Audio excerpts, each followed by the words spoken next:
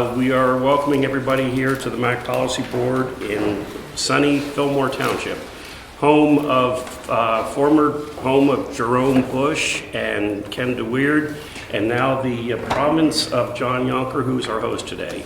Welcome, everyone. We'll do roll call for quorum. Let's start over here with Alec at this end of the table. Alec Miller, Matt. Jim Story, Allegan County Board of Commissioners. Linda Howell, Lake Township. Alan Nice, Olive Township. I'm John Yonker, Fillmore Township, host. Kurt Vancouver, Ottawa County Road Commissioner. Gretchen Cosby, Ottawa County Commissioner. Matt Van Dyken with the City of Holland. Mike Sabatino, Port Sheldon Township. Tom Bird at large. Jason Latham with the MACC. Mandy Cooper, Lakeshore Advantage. Jim Gerard, Park Township. Barry Minheiser, Holland Township. Tom Hunt, Zealand Township. County Vice for the City of Zealand. Heather Roden, Statewide Planning and Tyler Kent, and I Gregory. Blake Ray, and Elisa McGuire. And in the back row over here. Yeah, Paul Sachs with Ottawa County.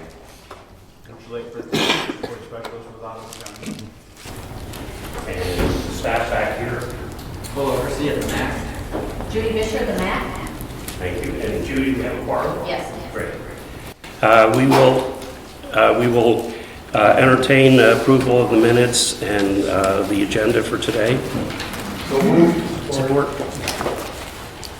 All those, any discussion? All those in favor of the motion respond by saying aye. Aye. Opposed, same sign.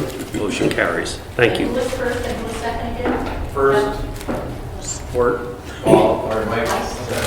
Thank you. Jason? All right, so public comments really quick. Are there any public comments not saying other than our presenters? Then we will move on to our corridor analysis presentation. So Paul and I are going to kind of tag team a little bit. I kind of feel like I might stand up in the corner just to feel like I'm part of it, if that works. That way I'm not just sitting down. And I can pace a little bit if you need. Jim mentioned to me I had to stand here. Yeah. Oh, good. Can I walk around? Come on up. I'll walk around. Yeah. So jump right in. I'm going to let you. Does everybody know Paul Sachs? Paul, please take it away. Good year. Thank you, Jason. Thank you, everyone. Good to see you this afternoon, and appreciate your time to be here today and to talk about this effort that at the county level, we've been talking about this for a while, considering our growth as a county and challenges that we're facing and opportunities on, how we could effectively plan for the future, and then in the way that the county can support and collaborate in that endeavor. And having conversations with Jason about this collaborative kind of data-driven opportunity, we've been talking about it for several years, actually. And at this point in time, I think it's timing to bring this forward to you all, to see where we need to go. We think about the various sectors of land use planning that we're all aware of, right? You have transportation planning, and we're involved in housing and supporting the agricultural industry. We're dealing with groundwater issues. There's a variety of those elements, and they are all interconnected.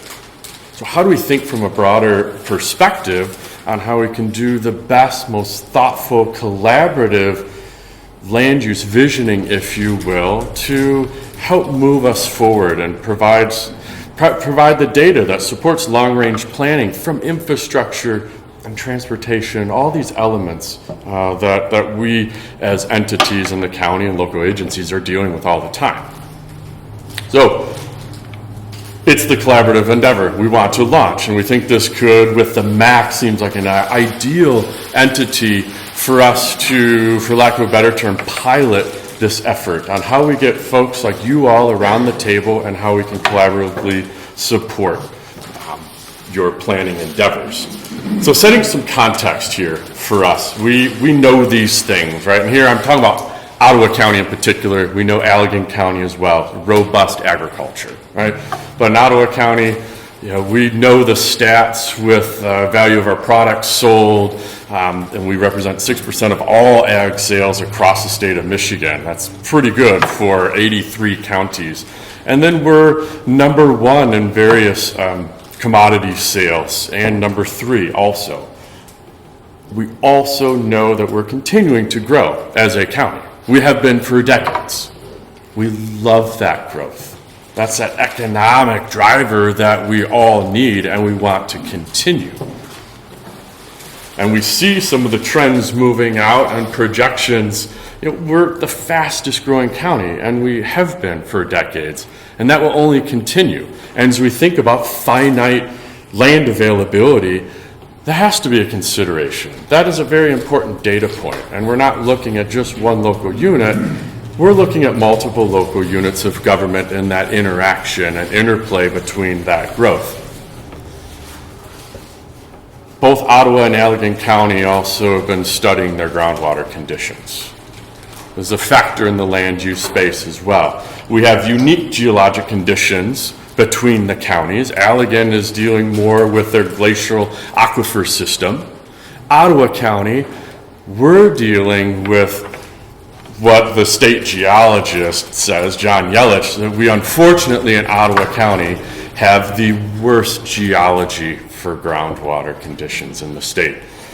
And if you look at this map here, the blue dots indicate wells that are in the glacial system, and the red or orange dots indicate wells that are in the deep bedrock system. Look how unique we are as a county in Ottawa. We've got a lot of bedrock wells in the middle of the county. That is because that glacial material is so thin that when we do this growth in the middle parts of the county and stretching even to Jamestown and heading north even across the Grand River, new growth that without that infrastructure available, residential development is groundwater dependent on that marshal. And that marshal system here, hopefully you can see this on this wall. This is just a cross section that staff prepared. This Marshall sandstone is that main bedrock aquifer system underneath Ottawa County. Our poor geology all ties into, or is the result of this clay layer that unfortunately caps that bedrock system. It's a confined aquifer system, and then you have the glacial material on top. And there is this static water level in the Marshall sandstone. We've been studying this for 10 plus years. And we have a better understanding of our geologic conditions on a countywide basis in Ottawa than anywhere else in the state. And we're continuing to refine that data. We have a large-scale monitoring well network going in, collecting a bunch of core samples. But the summary is, as new growth is happening, and there's no existing infrastructure in more of those are rural areas, right? Our Olives and Blendens and some areas, Island Township and Zealand Township and Allendale as well. That new development, they need to go into that Marshall. There is not productive water in the glacial for us because it's so thin. Our agricultural producers, they're using that. Very few producers are using this Marshall sandstone. There's some quality concerns there with sodium chloride and brine. Agricultural users, right, they can use sock wells, and that glacial system recharges fairly well. Bedrock, unfortunately, is not. So the more straws that we're putting into the ground, that static water level is dropping. And it's because of that clay layer, it is impermeable. It's an aquitard. We learned this because we had subdivisions they're all well dependent, and homeowners literally ran out of water. So we had to do some emergency response, and that started in Allendale. Now it's permeating to other areas. So we have to rethink how we are addressing these issues of a very serious groundwater issue. People question, it's like, we have so much water everywhere, how can that be a problem? Well, you have to understand the geology. This system is completely disconnected from Lake Michigan.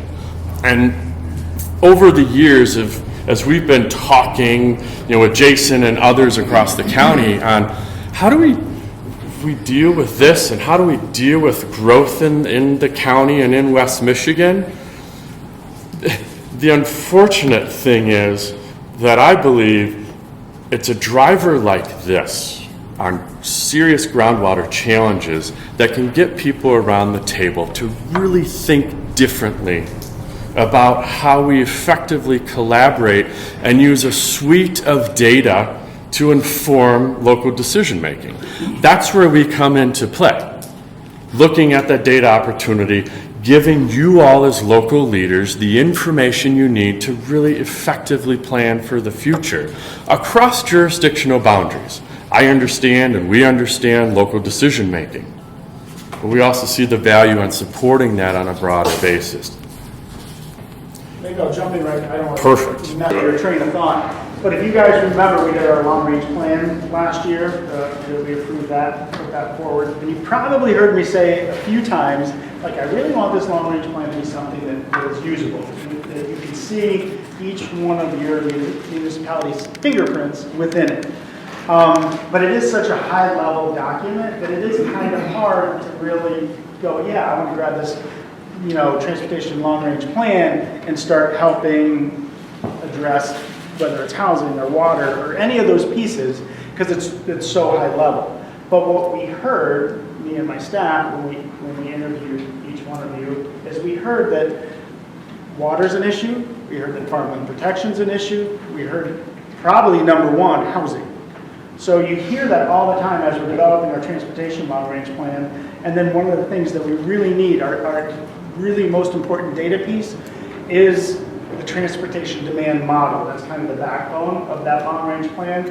And we didn't have anywhere to really put that growth, those numbers, so we kind of spread that out over the whole area within the county to help our transportation demand model, which it waters it down, and that doesn't help us as transportation planners to really figure out where some of those transportation issues are. Because we've watered down, the growth is just everywhere. Oh, well then it's not that bad. Then we can just kind of keep growing the way we're growing, because now my model says, yeah, these corridors are pretty good. When I know kind of it's probably not the case. Like, we should probably be a little bit more focused. And that's why I pick up the phone and I call Paul, usually on a Friday afternoon, and then talk for a while, and then I get off the phone and I'd be so fired up, and then I call Alec and I'd be like, yeah, I just had this great conversation with Paul, like, he's on the same page with me. Like, we really do need to look a little bit more detailed to then, exactly what you just said, give all of you more information on kind of where we're going and where the pressure is, where we see the land use issues, the water issues, the preservation issues. So that's just kind of put a little bow on it, and we'll get into a little bit more detail as we go. Thank you. Yes. And any questions along the way, stop and ask us, of course. Yeah. Big point to understand that converting farmland to housing does not help our groundwater situation. It's one of those education points that I brought up just a couple minutes ago. Our agricultural producers, that's not the industry that's challenging our bedrock Marshall Aquifer system. It's residential development. Right? They're the ones that are using that deep bedrock system. And residential development, those users, they are the number one user of groundwater. They, more than any other industry on a per acre basis. You think about our agricultural producers, they use water a couple months out of the year when they need it in the summer. That's it. Residential development, that's well dependent, obviously, right? Using it all the time and nonstop. And one of the low-hanging fruit items that we're dealing with the groundwater board at the county, I call it low-hanging fruit, but boy, talk about behavioral shift, is turf grass. It's non-native. It uses so much water, and people are, I've got neighbors calling me, I'm not kidding, every week, and they're saying, I have to lower my well pump because I'm running out of potable water, yet my neighbors next door still want green grass. And we're trying to educate them on how we have to think about our water resources differently. So that's a whole nother issue that we're dealing with. But the point being that here in Ottawa County, more municipal water infrastructure is not into our rural areas is not a solution. I've had some township leaders when our groundwater issues first started to originate several years ago say, well, maybe we'll just run a new line up the middle of our township and give people access to water. I said, well, what does your master plan say? And what do you want to be as a community? Well, we're an agricultural community. I said, well, if you run a water line, you completely change that dynamic. Because when you do that, obviously, we all know this, it's costly to maintain. So you have to put connections on that line.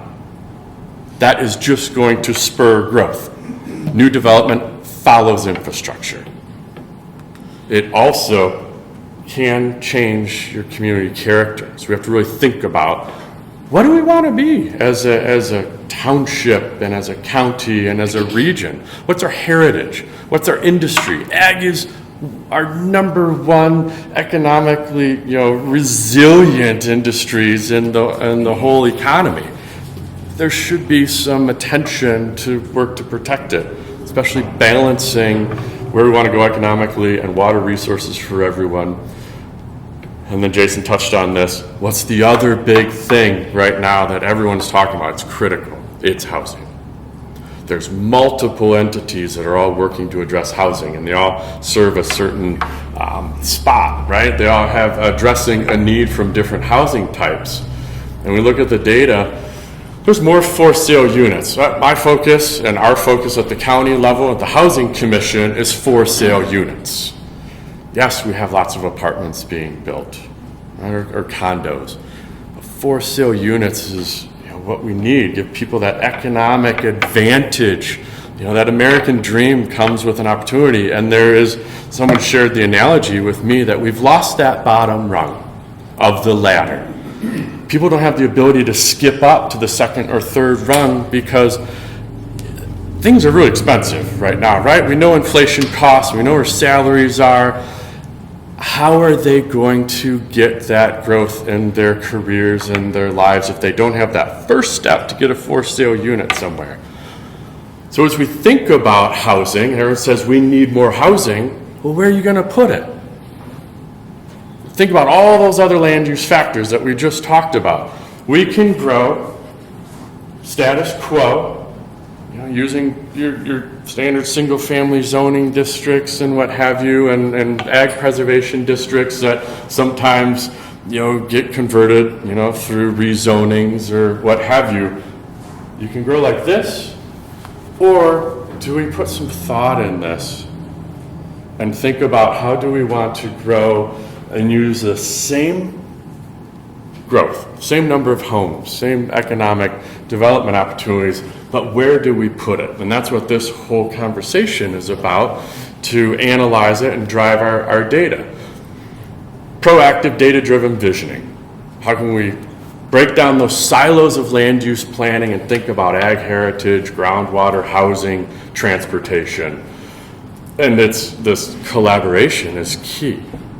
And an agency like the MACC is a brilliant spot to start to drive this collaboration. Exactly. So we have a public involvement plan, and then obviously our long-range plan. So we already have ways to get the word out and talk to people and get feedback. And this just makes so much sense because it just dovetails with all the conversations that we had for our long-range plan. Like, well, why don't we have this partnership? If anybody ever wants to collaborate, I'm pretty much going to say, yeah, let's collaborate. I'm all in because I can see how that helps us as an organization partnering up with the county. And I think that's kind of the key there, is how we need to get out to the public more and more and more. No matter how often we do it, it's never enough. We need to do more. And here's another opportunity to do it. And we're pretty much set up to be able to do it, and we're looking forward to it. Yes, definitely. Visioning is great. That whole idea. Like, that's why I get excited about stuff like this, because it's going to make us better at what we're already doing. And the tools that you have available to you right now are the most effective tools to make change. When I just look at our groundwater issue, we are making the right moves and collecting the right information to better understand what's happening in that space. But I've got an 8-page document of legislative barriers at the state level tied just to groundwater management.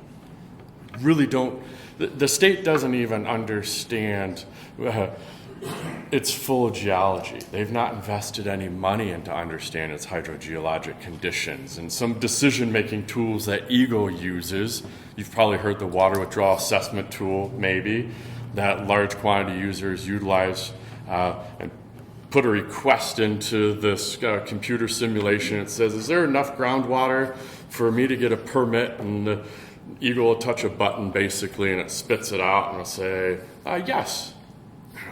Well, it doesn't quite work like that because that data is not wrong, and that tool doesn't even look at the bedrock system.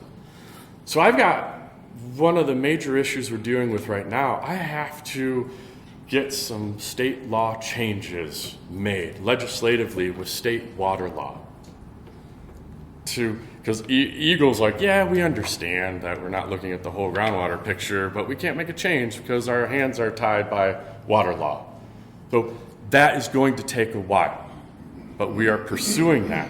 So as we think about how to support our decision making now and what we can do, it's local planning. Your Planning and Zoning Enabling Act is your key tool to help address these challenges and think farther into the future on how we do this. And that's where this comes in. I think we're uniquely positioned to help, and we can provide that data. Absolutely, I'm right with you, 100%. Okay, good, excellent.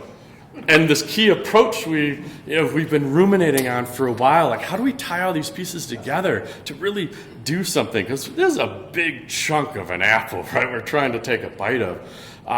But this partnership with the MACC, when we think about our corridors, best opportunity to start with, we believe right now, is look at our transportation corridors that are existing. And you think about our existing infrastructure. It's roads, it's water, and it's sewer, right there. How do we maximize what we have already to maybe take some of that burden off of development that might be changing the character of our rural community, affecting that industry, put that growth, and maybe it's you're going to be approving residential developments that are well dependent, and knowing our groundwater situation down the line, you're going to have to scramble. Allendale Township had to scramble to extend municipal water line to a subdivision. That changes the character of your community right there, going back to the economics, right, of how you maintain those water lines. So we want to conduct a corridor analysis. Yeah, so I think that's where that whole discussion started to go. It's like, well, let's look at what's the low-hanging fruit. Well, it's where all the infrastructure already is. So if we did a corridor analysis, and you had this example, and there's some others statewide, nationwide, it's like, why don't we look at some transportation corridors that are already there, and then we try to figure out what could be. So it's almost the beginning of scenario-based planning, and then that's going to give me really good data that I can then go back to MDOT, who actually holds our transportation demand model, and I can say, well, here's areas that can develop, and it can meet all of the objectives that each one of the municipalities already has, which is we need parks, we need to preserve pretty much all of our green space. There's a lot of things that are there already, but how do you do that? And we want to help you guys with those tools. And let's start looking at corridors, let's start putting that together, and then do the public outreach piece. So we did, I think the next slide is the, it's diving into that, the infill area. So these corridors they're already basically some corridors that look like they need some infill, like they've been developed and now they're kind of in a new phase of redevelopment. Or there's a corridor that's still pretty much open, but we know it has the infrastructure in place already. And some of those targeted outputs, just quick examples, the new development potential on those corridors. We'll look at the tax revenue generation potential, right? Economic growth, we want to continue that. But it's how do we shift it, still get that growth in a smart visioning technique that protects all those other land uses. And let's look at how the support and using infill development and build ups along our corridors how does that move that development from the ag land to our areas, and what are you protecting? As a township, are you interested in preserving your ag industry? Well, if you maximize your existing infrastructure and corridors, what do you get out of that? How are you benefiting that ag community? What great community talking points? Groundwater protected, and then local zoning recommendations. Ultimately coming out of all these analyses is recommendations. I'm going to say the word recommendations again. Right? This is just visioning for communities. Say, what is the potential for some of these parcels that might exist along these corridors? What could we do to them? Maybe we could adjust setbacks. Maybe we could think about building height differently and density. And then One of the pieces to that I really like is that visioning side. So if we're going to go to the public and we start explaining some of these things, it's not necessarily each individual municipality going to the public. It's us going and explaining what we want to do. So I would hope that would take a little pressure off, but then give us really good data. So the public really likes this, or we got really good feedback on this particular type of development. And then that would be part of the recommendation that we could move forward. This is what it would look like. It's not, we're not trying to do that next piece, which is your job. We're trying to look at that really long, that vision, that 20 years down the road, what might this look like? absolutely, and it's the look like that's important. So a significant, important component of this endeavor is that last example of outputs. It's visual renderings to tell the story.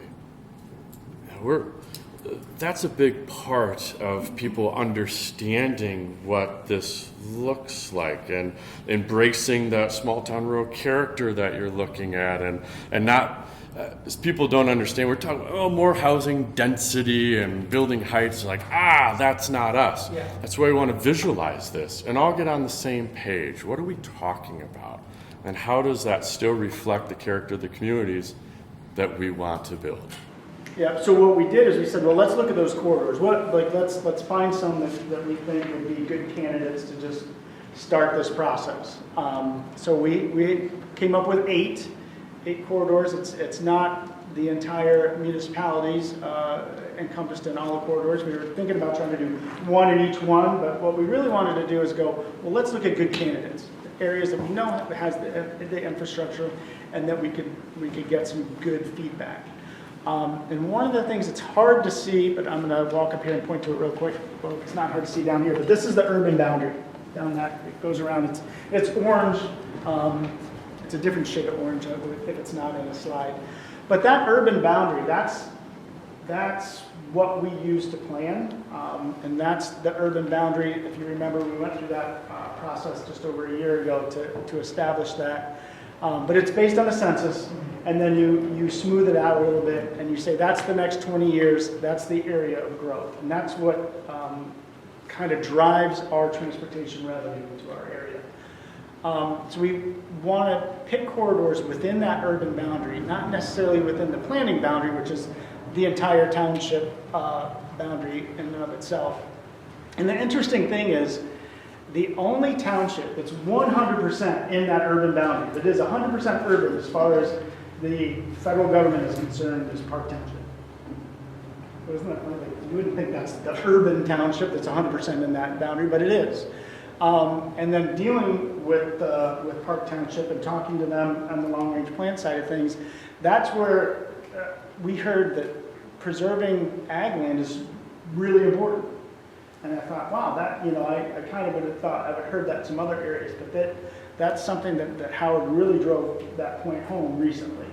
And we thought, well, let's look at corridors, let's figure out what type of visioning we can do, what type of data we can get, what data is out there. And then if I had a good number to say, this is the kind of development that could come to these corridors, then I can put that into our model, and then we can really look at future transportation demand and future transportation needs. We are confident through our discussions and creating the methodology on how we're going to approach this type of analysis that this region can really serve as a pilot, if you will, for this type of collaborative multi-sector planning group coming together to think through all of these challenges. We haven't even done really anything yet, but I'm already getting some inquiries from other communities in other parts of the county going, that kind of makes sense. We might want to do that as well. So it's interesting because it's resonating on this whole tactical approach. But working and learning through our process with the MACC region, I think we can really start to build on something that could be powerful for a region to do effective planning. And even my conversations with Pat Stiskevich, Public Utilities at the Road Commission, he has to do long-range infrastructure planning. It's the same data.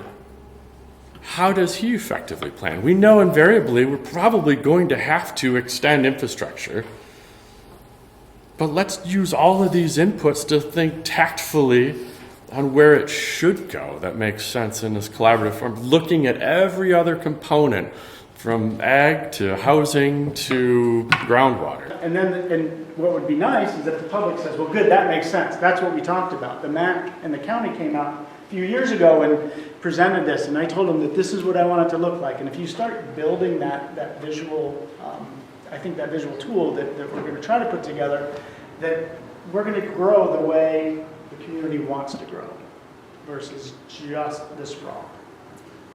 So our anticipated next steps, first thing is to start to run the GIS analyses of opportunity parcels.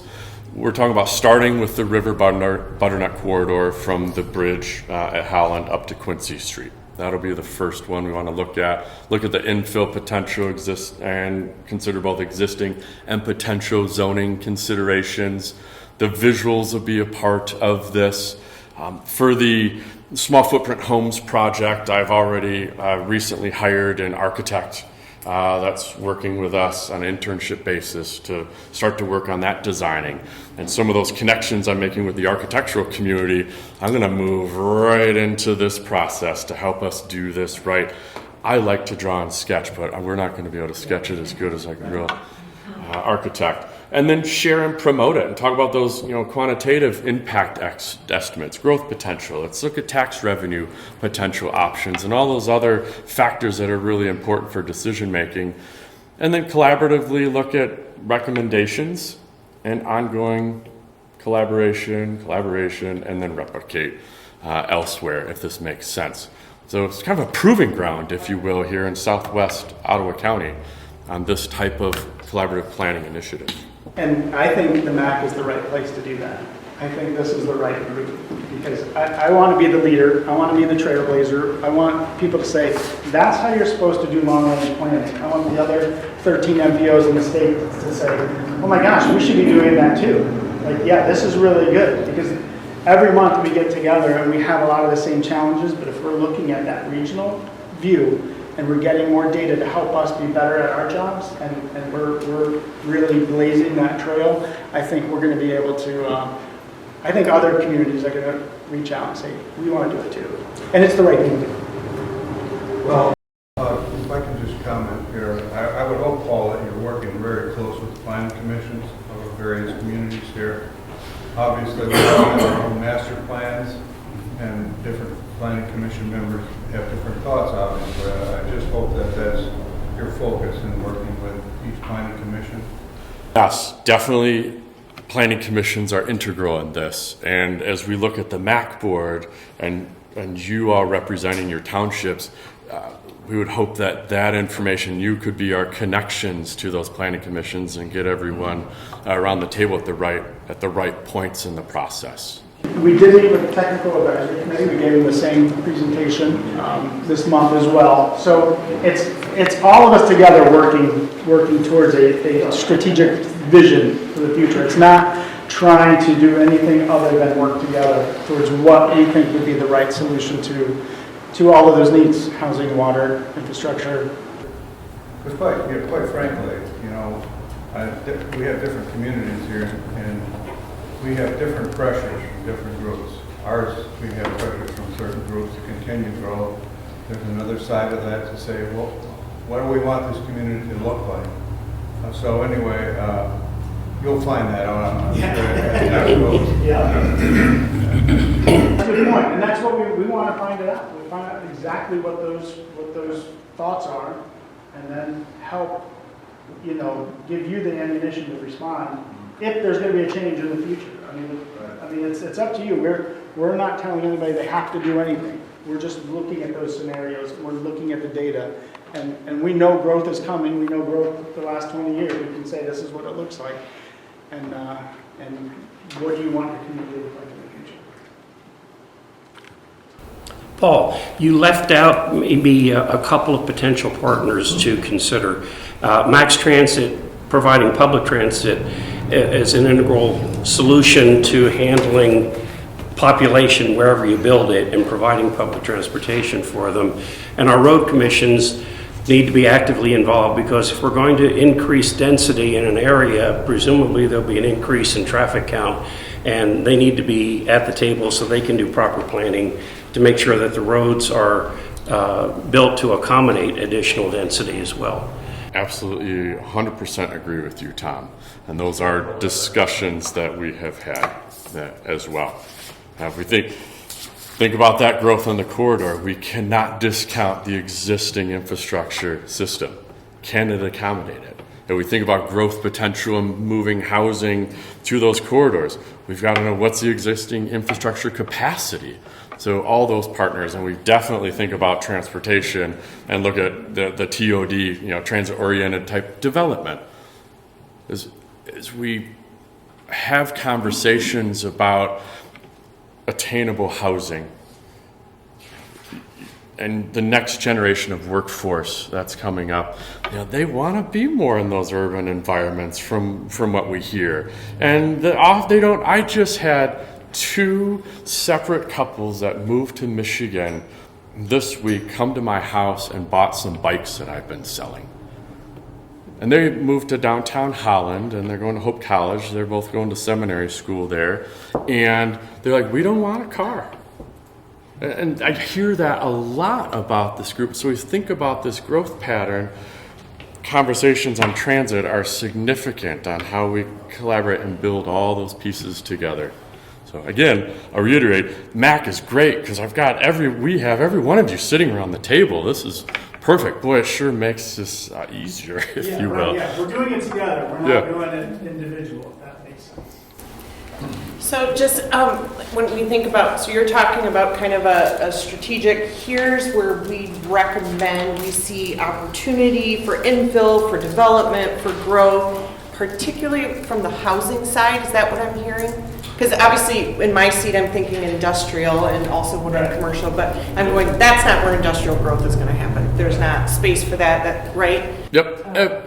You take into consideration existing master planning and zoning districts for communities and determine what makes sense. This is not just housing. I bring up housing because everyone's talking about it. Okay. Everyone's saying, we need more housing. I say, okay, well, gosh, don't put it out in our areas. You have no infrastructure, you have no water.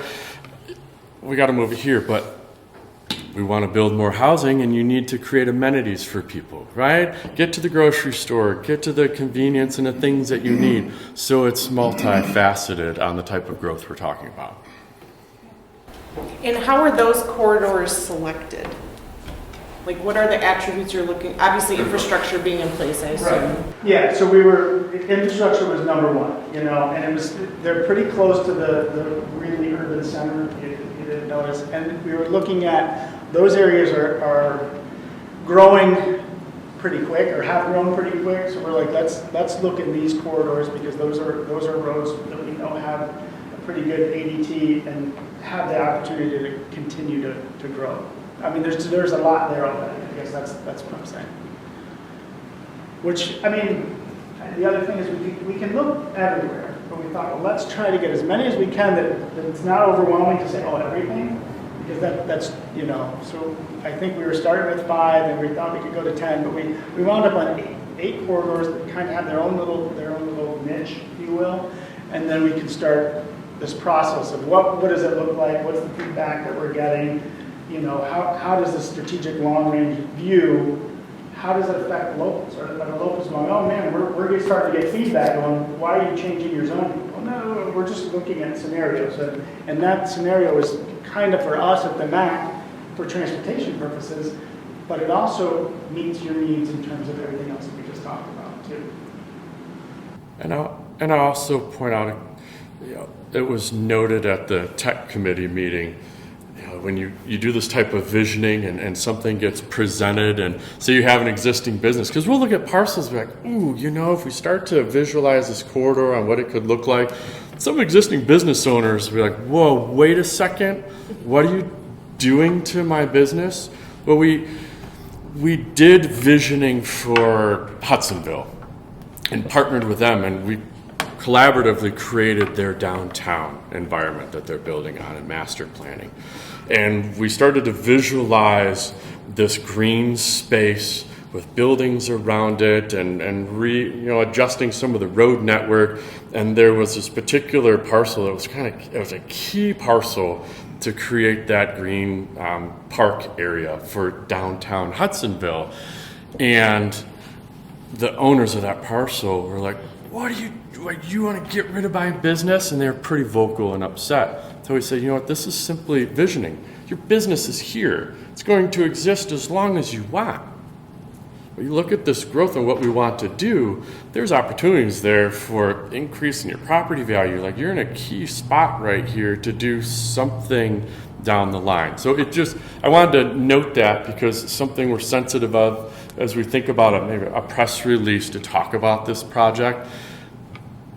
To be clear with existing, if it's, property owners or landlords or business owners along those corridors, what we're talking about. This is not a regulatory thing. This is a visioning thing on potential that could happen.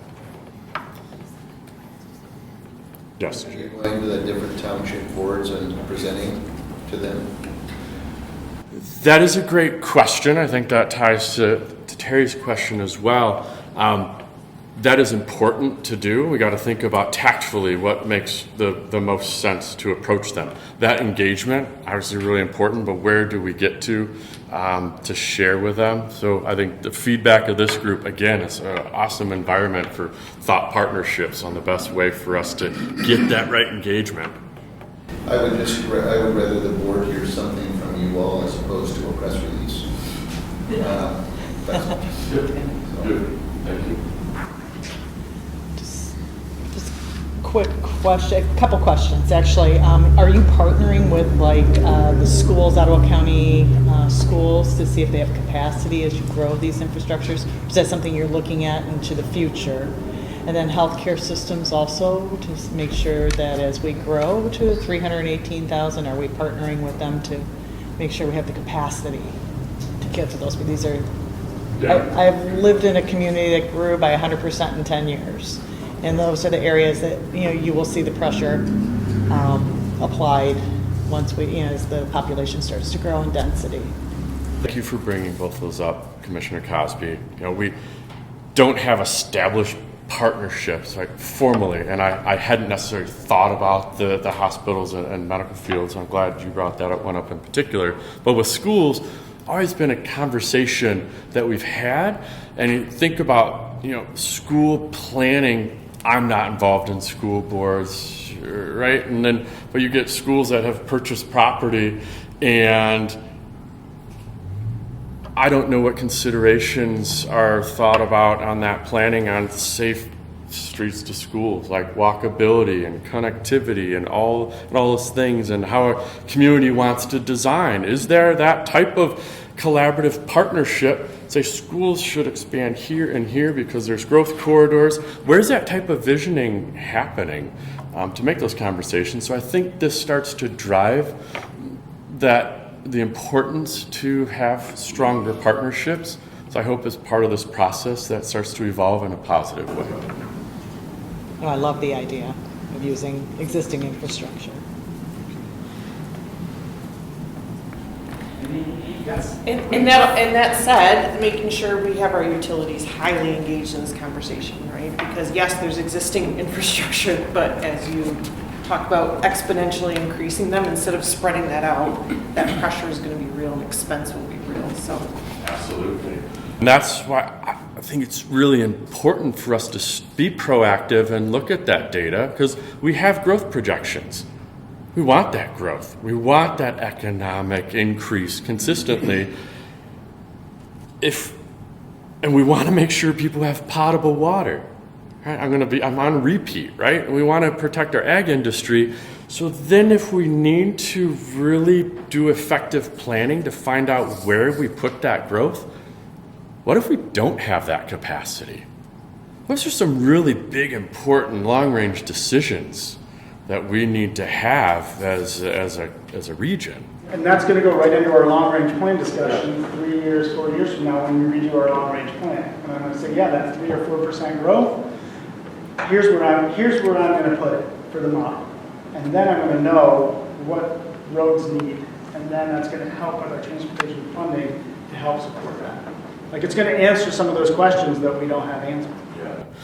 You're all asking very great questions. And this is perfect because something like this type of conversation at this scale, I don't know of it existing anywhere else in the state of Michigan. To have all of those sectors really talking because they are integrated. It's all connected. And a forum like this to break that down, ask you, are you talking to this person? What's the data coming up here? Like, those are things that we should be doing if we want to be leaders and we want to continue to be a thriving West Michigan county. It's what we need for our long-range plan. It really is. And I said, Paul, we're the group to do it. Don't do it in Muskegon. Don't do it in this area. Do it together. This is where, because this is the right group to have these conversations. But let's do it. I need the information. Yeah. I do think just really taking seriously Jim and Terry's insights about, yes, we all represent different municipalities, but there's a lot of people engaged in planning behind us, right? And who are invested in the work that's already been done in their communities. And it may feel like slowing down sometimes, but not to skip those steps, just because once we have a vision out there, that can be equipping for development to say, hey, residential builder, look, it's even part of our countywide strategic vision to do infill. Or it could become a barrier if a community is like, well, actually, we kind of wanted it over here. It's not part of the county's strategy, but it's where we, right? And so just to make sure we're setting our local communities and the county up for success when it comes to future development. Yeah, absolutely. It's our strategy, not yours, not mine. It is. Or a strategy. And this MACC region makes it a little less daunting from my perspective to hone in on here. So I think many of the leaders here in Ottawa County, right before COVID, we've been talking about this coordinated land use visioning for many years. I've been processing this and trying to figure out how to launch it and what makes the most sense. I distributed a survey to all local leaders across the entire county before COVID. Some of you might have remembered. I said, this is what we want to do. Would you like a presentation? I'll come into your community. The response rate was, yeah, we really want to know what you're talking about. And then the world just flipped over on its head, and I haven't been able to do that. And then I think about it, I've been continuously refining how you implement something on this scale. Again, smaller scale. Yes, we'll do it. It's perfect timing, so it makes it easier for me. Terry, I'll get a hold of you, get on the schedule. Jerry, same thing. Let's get on the schedule, and Jason can join me, and let's present to your boards and planning commissions. I just had a quick comment. So you all know that Mass Transit has just completed a study of our services, but as part of that process, we went to the local units of government to make sure that everybody was aware of what we were planning on doing. I think the timing of this is really ideal because, as we have, as a transit agency, have been talking to units of government, we've had great opportunities to find out what the long-term plans are. And I'm just thinking of the city of Holland, for example. The city council hosted a series of study sessions with each of the various partners, and Max had an opportunity to be there, as well as a number of the library, the airport, and the aquatic center. It was just a fantastic opportunity to see how everyone is thinking along the same lines, but to have council pulling everyone together to see, what their specific programs are. I think the timing is really beautiful. And I just wanted to add that transit directors along West Michigan, along the coast, we've been meeting very informally, but on a regular basis, to coordinate our systems. And I think I shared probably about a year and a half ago that we were launching a new scheduling software, which is shared by Muskegon, Harbor Transit, Allegan County Transportation, and now, as of last Tuesday, Next Transit. So again, perfect opportunities to look at ways to connect systems and improve efficiencies in a way that serves the community based on the planning effort. So it's exciting. What's your next? I'm curious what your schedule is, and for the GIS analysis, I love all of that. So. Yeah. We don't have it all nailed down. This was kind of like step number one, just to certainly let the technical committee know, let you guys know.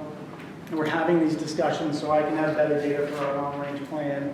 And it just, to me, it's the right place for the MACC to be, is partnering with the county, and then really on a our region basis, working together. So the analysis looking at opportunity parcels, the first step is vacant parcels, and they think opportunity parcels is a different layer. Think about the definition of that, but we'd love to kick that off right away. Part of it here is say, okay, this is what we want to do. Unless there's tremendous vocal opposition, we're going to get started on it. Yeah, exactly. Paul, I would just say we support anything regional, but maybe a word of caution before you identify those opportunity parcels, to sit down with our planning staff and make sure that there isn't something in the works or something that could get us a little sideways with that. And I know you do that all the time, but that's sometimes, as you know, there are things cooking that are not public, and we wouldn't want something to be identified that threw something off, so to speak. So. Yeah, I'd echo that too. I just came out of our meeting to come here with for our master plan, and we were talking about some kind of boundary coordination, as we want it to be compatible with what's happening next door. So I think that's important as well. It's like, hey, what are you doing, rezoning, or we're not? This master plan looking at that, we're coordinating regionally. But that's another question, and maybe it's just a smaller part of the whole. Somewhere in the slides, you did have mentioned that more public water is not the answer, and so that was one of the things that we were talking about in our master plan meeting just recently. So I'm a little, if it's not wells and it's not more water, what is it beyond? Yeah, I think that more water infrastructure, kind of generalizing, is not the solution. Okay. It's that planning component, and as an individual community thinking about how do we want to grow and where do we grow, rather than be reactionary, like these homes just ran out of water. And those are some other townships, might not be Port Sheldon, but really being thoughtful on where we want to extend infrastructure. Yep. And a big part of that conversation is too, if we need to extend, invariably infrastructure will have to extend. But based on the main transmission lines, you can only extend so much. So that's all part of understanding, how all those data points come together. What can we really handle into the future, and where? So I think this will really help to open, give us a lot of insights on that planning to really help you get, codify it or master plan what makes sense in a regional basis. One thing I think you should keep in the back of your mind, because we've had this discussion in different contexts, is local control. Lansing has tried to shove a few things down our throat, and I think almost everybody around the table pushed back against some of that stuff. Yep. Collaboration is fantastic, all in favor of it, but we need to make sure that it's presented in such a way that it's voluntary, it's collaborative. It's not somebody on, this side of the county pushing what they don't want on somebody on the other side of the county. Yep. And things along those lines. And one of the other points you might take a look at, just to get a temperature read, is millage results. What local municipalities are supporting more millages for parks, for police, for infrastructure? That might give you a data point on where their electorate is sitting on some of the ideas that go around growth. It's a great observation. Yes, thank you. And don't forget the sheriff's run times. Yes. Thank you. All right, so I think we're about done. This is a really good feedback. I really appreciate it. This is supposed to be 25 minutes. But that just goes to show you the importance of it. It's a good conversation. Thank you, everyone, for your time. All right, so we're going to move right along. I'm hoping that we can probably within 15 minutes get through everything, so not much longer. I know I wanted to be within the hour. So up next, transportation. Alec, take it away. Okay, so I briefly spoke about this at last month's policy meeting. This is the form that our members use to submit jobs for the upcoming 26-29 TIP. TAC knows all about this form. I've showed them at multiple meetings, so if there's some projects that you think, meet with your TAC people and see if there's anything that you'd like to discuss. Here's some of the due dates. I would like to have, they have to have it to me by the 14th of October, and then I'll build it into a spreadsheet and something that's easy to present on, and then we vote at the November 11th TAC, and those are finalized to go into the TIP, and then I program them throughout the winter, and so that's how that gets going. So nothing needed for that, and then real quick, I'll give it to Cole. Thanks, Alec. All right, just going to give a quick update on Green Commute Week this year. Is again a reminder, it's September 8th to 14. Basically the goal to encourage active modes of transportation in our area. This year it'll work similar to the others, where participants will log their green miles and their names will then get put in a raffle.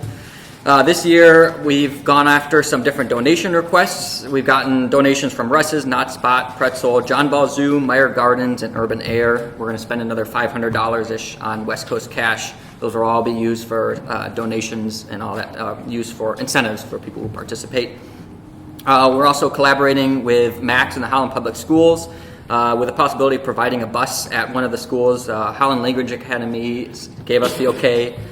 So, we maybe have some interactive sessions there where we bring a bus to one of the schools. I talk about Green Commute Week, Max could talk about their bus, the kids could tour around. It would be kind of a fun opportunity for everyone. We're also developing information packets for participants, things like safe routes, bus and bike tips and tricks, basically just focusing on promoting safe and sustainable transport. We have the same yard signs we did last year. I've secured permission from the different cities and townships, so thank you to those who approved all that. They'll be put out in local parks. They have little QR codes on there people can scan. It'll take us to our website. They can submit their commute miles if they want. Social media and marketing. Eric's not here today. We've been recording some drone videos during our non-motorized Pacer ratings, so that's been kind of fun. Planning to release some of those videos before and during Green Commute Week as promotion. I also have an article coming out that I wrote that's coming on the Holland Sentinel. It'll also be in the new Outdoor Discovery newsletter that they're coming out with soon. It'll be the first publication for that, so that'll be fun to see. But yeah, if you guys are, during the week of September 8 to 14, get out on bikes, try the bus, walk with some friends. Hopefully it'll be a nice week to do that. I look forward to it. Thank you, Cole. Appreciate it. Back up. I was trying to get through this so quickly, I forgot to give you guys my little update. I know you're all, you really want to know. No, I have not found my bike yet. I have not found the person who stole it. I'm still looking though. My fiance makes fun of me because every time I go for a walk and I hear a bike, I go like this because I make sure it's mine. But on a better note, I did want to say that this will be the last time that most of you see me as an unmarried man, because I'm getting married on September 20th at the Fish and Game Club in Zeeland. So Kevin, feel free to crash it if you bring me a gift. I'll let you come in. I'm crashing it. Just had to get that real quick. So yeah. So as the fiscal year is getting close to wrapping up, the August redistribution happens on the federal side of things. So this means that fiscal year 24 unobligated or unspent funds are redistributed back to the states. MDOT then uses this opportunity to do some smaller maintenance type jobs like restriping and things like that. So job number 209616 and 209617, correct me if I'm wrong, both are restriping projects, and it was determined that it'd be more cost effective if those jobs were lumped together. And then job number 209631 is a small project where they do reflectivity ratings on the pavement, I think, and that was just a simple cost reduction for that. Any corrections on that, Tyler? Did I get it? No, I think you got it. Just price of paint's going up, so we're combining some job numbers and trying to do it all in one job number and get what we can as we move along in that. So keep the flexibility on it. Okay, so no comments or questions. I'll ask for a motion. So moved. Support. That's Terry. Harry, Mandy. Thank you. Any comments or questions? All right, seeing none, all in favor of the motion as presented and seconded, please say aye. Aye. All right, and opposed, same sign? Okay, motion carries, thank you. All right, we're going to comments. So MDOT, that's you. Mine within our timing threshold here. Go towards the big business loop reconstruction project still ongoing. As of this morning, we're temporary closing down the 112th intersection at the DL, at least on the westbound side, through mid-September. And the way we have that structured is there'll be other intersections open around there, which can help with the local detours. It's not perfect, but at least you'll have a local escape route nearby as opposed to going way outside of town. M40, the one out the window here, that chip seal project will start this week sometime. I think they're starting from the south and working their way north, so I think we can get out of here in time. So that should be a short duration project. It could go into the next week. This is really weather dependent. It looks like a great week. So it looks like a good week. Aside from that, that's all I have. All right. Any other on that? No, just from the perspective of statewide planning, we are in conjunction working on this rural stick development process, which also will incorporate all of the NPO tip development processes around the state. And just trying to foresee all of the kinks and process ID, right now, so everything starts to run smoothly and that starts to kick up this fall. So. All right, well then we're going to move along to administrative update.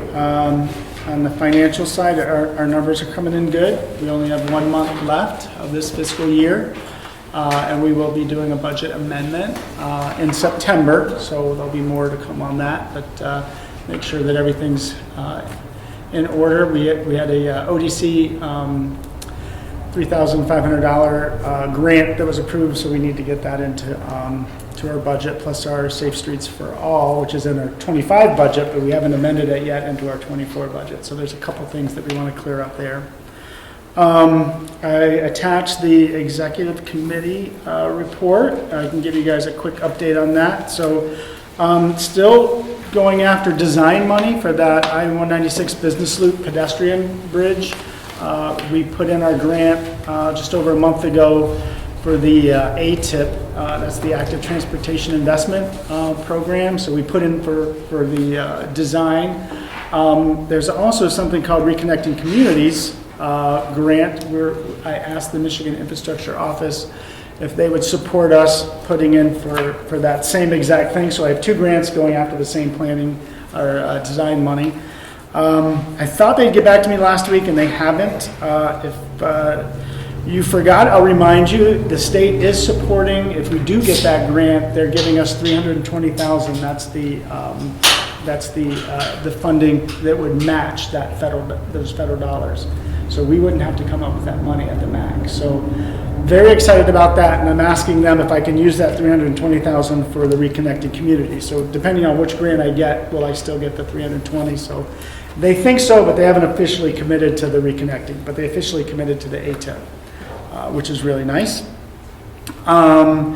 I think the other thing that I'm pretty excited about is our outreach efforts. As you can see with the county here talking about our hour-long presentation, certainly other things that we've done, Boys and Girls Club, the Tour de MACC, I went on that, so I was able to meet a lot of folks, which was really nice. Project Clarity, been doing a lot with that advisory team. My team has been going to, we did Slow Roll on the National Night Out, Holland Symphony Orchestra. I think there was one more I'm missing. Boys and Girls Club. Yeah, Boys and Girls, yeah. We've been out in the community, and that's something that I've been really trying to push myself and our staff to make sure that we're out there, people see us. We have little trinkets that we give away, and we have our nice table set up, so hopefully if there's something going on in the community, you'll see a MACC member there, and we'll be talking about all the collaboration that's happening with this group. Let's see. The other piece, which is going to be the next item that we're going to be talking about, our exec committee approved moving forward with the MOU to bring it to the committee here. And that's the Memorandum of Understanding with the Outdoor Discovery Center. So we'll be finishing our 3-year commitment in September, end of September. So what put together, it's in your packet, is a new 3-year agreement working with ODC. If you recall, we had this discussion last meeting, but that prior to that meeting, I went to the TAC to discuss what we're trying to do with ODC and how that's going and wanting to re-up this 3-year agreement. And it was pretty unanimous for our members that work with ODC on the transportation side with the stormwater permitting, that ODC is indispensable when it comes to working on those that grant or the stormwater approval side of things and working with Eagle. So it's a very valuable tool, something that our members use, and it's also something that has been in place for quite some time, and I don't know if you guys took a look at it, but or maybe need to be reminded that we as a group re-upped our agreement with Eagle back in 2021. So Tyler Kent was the one that signed that on behalf of everybody here to work on stormwater and water quality initiatives, the total TMDL, total managed daily load for phosphorus in the Lake MACC area. So that's a 10-year agreement, and our MOU with ODC is critical in making sure that we hold firm to that 10-year agreement from 2021. So with that said, exec committee had some really good comments. We've been talking about it for a few months. We got a nice draft of the agreement that looks very similar to the original one. But if anybody from the exec wants to chime in, feel free. Any other comments? Otherwise, I'm going to ask for a motion to approve the ODC MOU as presented. So moved. All right, support? Support. All right, any comments? Any questions? All right, well then, all in favor, please respond by saying aye. Aye. All right, opposed, same sign? All right, well, thank you very much. Appreciate that. All right. All right, it's good. So all of you hopefully know that next year, the MACC is hosting the Michigan Transportation Planning Association Conference. So that's a statewide conference. And it's going to be next July 22nd, 3rd, 4th, 5th. Well, we just had it 3 weeks ago, and Muskegon hosted. And at the statewide conference, there's 4 awards that are giving out on a yearly basis. And the MACC was able to take home 2 of those awards. So Alec won the Junior Planner of the Year. So that was recognized by all of our peers statewide, that Alec is doing amazing things and is a valued member of the team. And then the MACC as an organization, our work on our non-motorized transportation plan, cutting edge type stuff with GIS and condition ratings So we were recognized as being a leader in that innovation space. So that warmed my heart to be recognized by peers.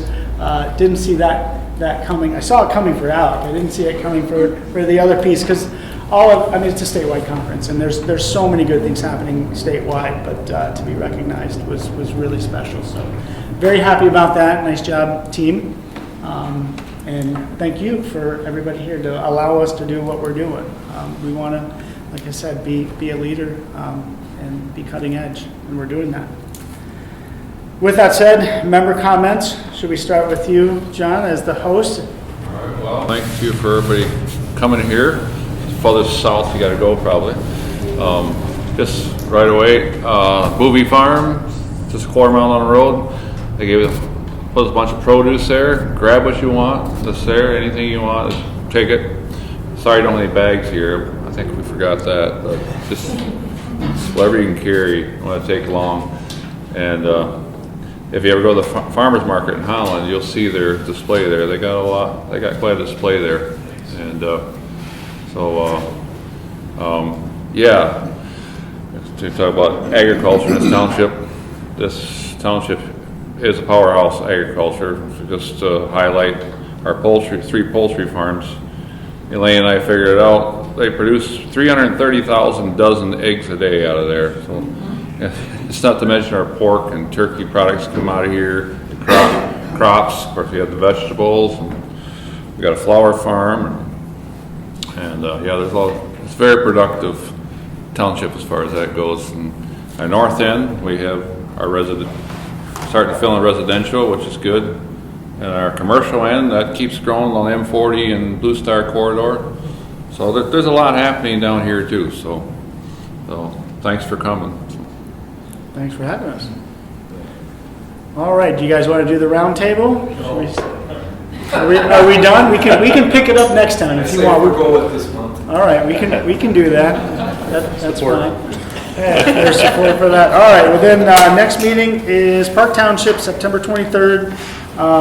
And we definitely need a quorum because we're going to do our budget amendment, so that's important. And then right after that is MACC Holding, and that's important too. So we'll see everybody in September. So motion to adjourn? Second, support? Aye. Fantastic, thank you.